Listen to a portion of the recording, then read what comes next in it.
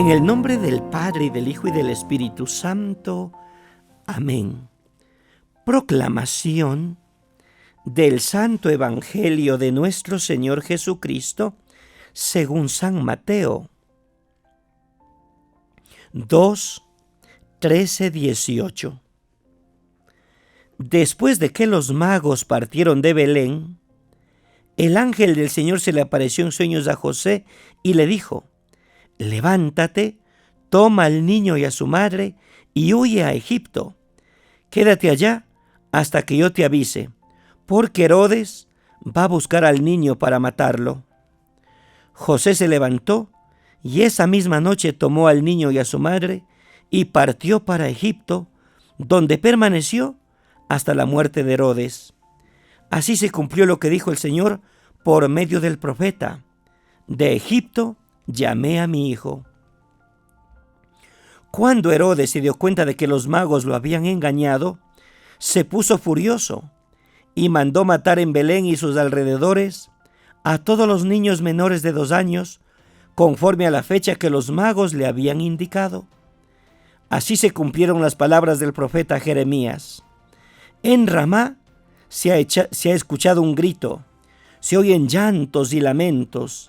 Es Raquel que llora por sus hijos y no quiere que la consuelen, porque ya están muertos. Palabra del Señor. Gloria a ti, Señor Jesús. Saludos fraternos para todos en este sábado 28 de diciembre.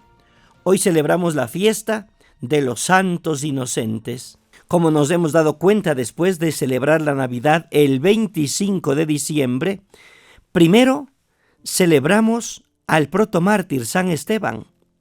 Luego, el día de ayer, celebramos a San Juan Evangelista. Y ahora, a los santos inocentes.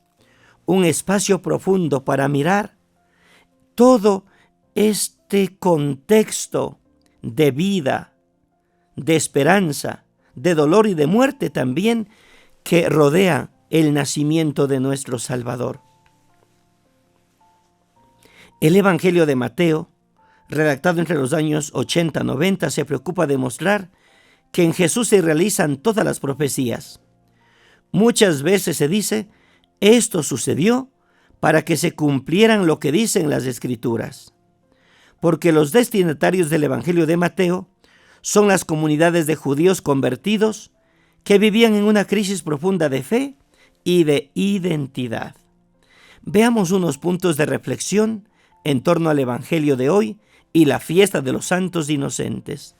Primero, después de la destrucción de Jerusalén en el año 70, los fariseos eran el único grupo superviviente del judaísmo. En los años 80, cuando empezaron a reorganizarse, creció la oposición entre judíos fariseos y judíos cristianos. Estos últimos terminaron siendo excomulgados de la sinagoga y separados del pueblo de las promesas. La excomunión volvió a agudizar el problema de la identidad.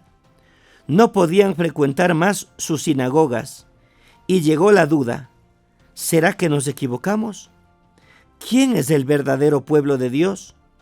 ¿Jesús es realmente el Mesías? Segundo, para este grupo sufrido que Mateo escribe su evangelio como evangelio de la consolación, para ayudarlos a superar el trauma de la ruptura, como evangelio de la revelación para mostrar que Jesús es el verdadero Mesías, el nuevo Moisés, es en quien se realizan las promesas, como evangelio de la nueva práctica para enseñar el camino de cómo alcanzar la nueva justicia, mayor que la justicia de los fariseos. Tercero, en el evangelio aparece esta preocupación de Mateo. Él consuela a las comunidades perseguidas, mostrando que Jesús también fue perseguido. Él revela que Jesús es el Mesías, pues por 2 veces insiste en decir que las profecías se realizarán en él. Y sugiere además que Jesús es el nuevo Moisés, pues al igual que Moisés fue perseguido y tuvo que huir. Él indica un nuevo camino, sugiriendo que deben hacer como los magos, que supieron evitar la vigilancia de Herodes y volvieron por otro camino a su morada. Cuarto, para un cristiano del siglo XXI, esta es una de las páginas más crueles y difíciles del Evangelio. La vida de Cristo empieza con un reguero de sangre inocente. La tradición ha rodeado de bromas y chistes el 28 de diciembre en que se conmemora a los inocentes. ¿No será que rodeamos de sonrisas lo que nos aterra? Porque ante la escena de la huida de Cristo y la muerte de los pequeños betlemitas, un cristiano no puede sentir otra cosa que horror y espanto. Quinto, la huida. Imaginamos lo asustado que quedó José después del anuncio del ángel. Lo que éste le dijo sobre Herodes era por desgracia verdad. José sabía que los soldados del rey recorrerían en poco tiempo los 8 kilómetros que separaban la capital de la aldea.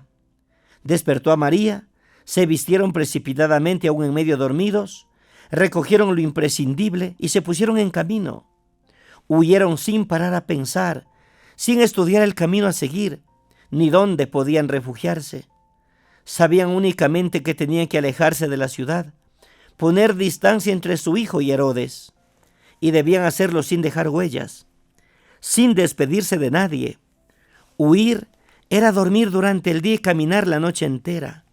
Suponía volver la cabeza cuando se escuchaba cualquier paso por el camino y ver en cada sombra a los soldados de Herodes.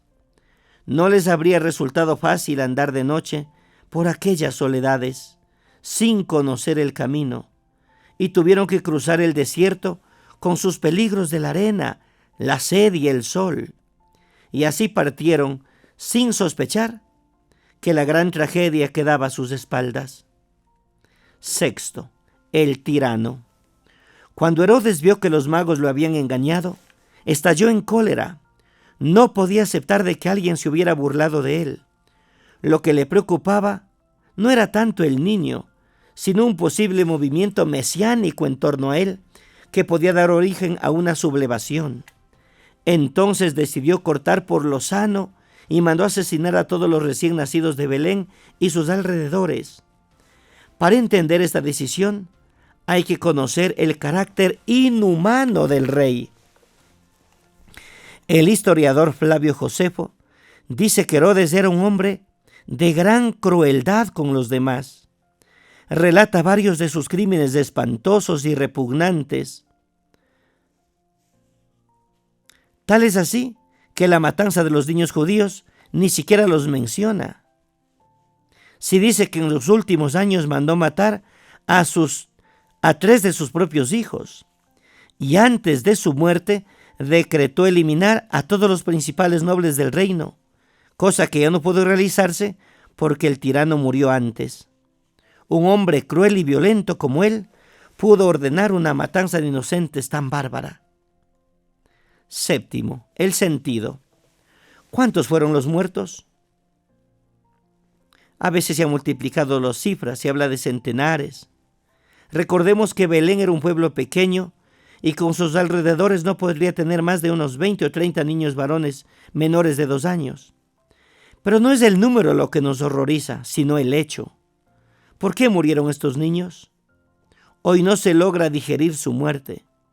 A pesar de que nunca han muerto tantos inocentes como en nuestros días, por ejemplo con el aborto organizado, la Iglesia venera con amor a estos pequeños y trata de entender el misterio de su muerte. Aún no hablaban y ya confesaron a Jesucristo.